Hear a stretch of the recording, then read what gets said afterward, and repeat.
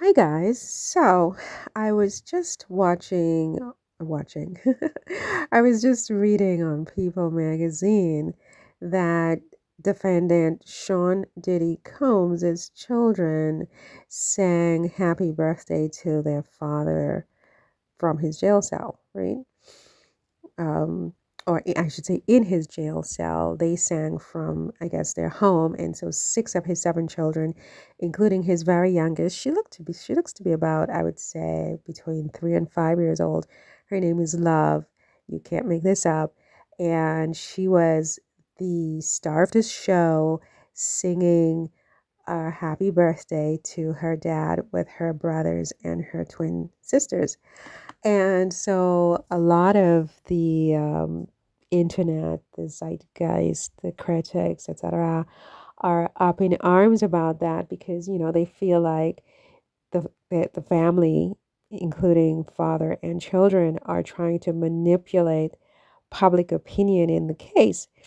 And, look, I understand both sides, but I do think that in our legal system, you are innocent until you're proven guilty. You have a right to defend yourself. You have a right to face your accusers. You have a right to a fair trial, and so on and so forth. And I think that with the Cassie video that came out very early in the game, it was just so inflammatory to the public. I mean, everybody basically said he's guilty. Literally, very, very influential YouTubers were saying he's guilty, he's guilty, he's guilty. And, without due process, without a trial, this kind of thing leads to, you know, a situation where you can't have a fair trial. And so for me, I couldn't see how he could possibly turn this around and have even an outside chance in heaven, if you will, to get a fair trial. And then I started to see all these different little PR moves that his children are making, maybe at the advice of counsel or maybe spontaneously, I don't know. But they are painting this man who most people have concluded is nothing but a monster who should be thrown away, and the key should be thrown away and he should be locked up and protect society from this guy. um this same guy is being painted as this really loving family man who is really deeply loved by his children, except for one of his children. As I said, all six of them were together around a cake for him. It's his birthday. I think he's like 55 years old or something like that. And of course, his birthday in jail. So I guess he'll get a good song out of that. But he, he had all of his children there and he was thanking them profusely, telling them, thank you for being so strong, rather than them telling him, thank him for being so strong. He's telling the children, thank you all for being so strong. I love you so much. And they're all like, we love you, Daddy. We love you, Daddy.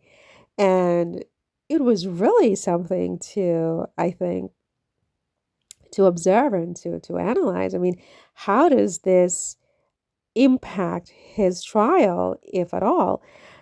I don't know. I mean, time will tell, but I think it doesn't hurt. I don't think it hurts his trial. I mean, even if it's a question of getting him a reduced sentence, let's say he is convicted of all of these charges that have been leveled against him by the prosecution, then, potentially the jury might, be somewhat merciful to him because of videos like this. And instead of giving him life, may give him 30 years or 20 years or 10 or whatever the case may be. So I don't think it hurts for him to do that. I just wonder whether it is the counsels, the lawyers who have advised his children to do it, or whether this is spontaneous. Because if it is spontaneous, I have to say it does say something about this person that is not necessarily negative. I mean, yeah, as I've always said, I mean, all humans, we are multidimensional. And maybe it is possible, if all of the allegations against this guy are true, to be this monster that everyone says he is, and yet to love his children, and for his children to love him. I don't know what you guys think, but that would be my takeaway from all of this, is just, this reinforces how multidimensional human beings can be, assuming all of these things are true. I mean, for all we know, he could be acquitted. It doesn't seem likely based on what all the experts are saying. But, as I have maintained, I am not really fully persuaded that this indictment is as strong as it needs to be. I'm waiting to hear what the superseding indictments are.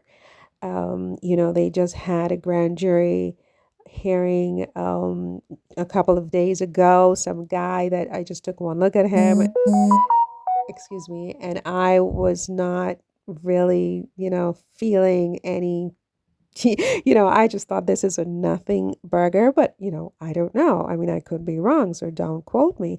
I just didn't get a good feeling about this so-called star witness who would be the subject, or who would be the impetus for a superseding indictment. I mean, I'm like, if that's all you have with this guy, and this is going to be the basis of a superseding indictment, then it just confirms everything I think about this case. Is this case is so weak that they're desperately trying to find something to pin on this guy, and they're pulling at straws.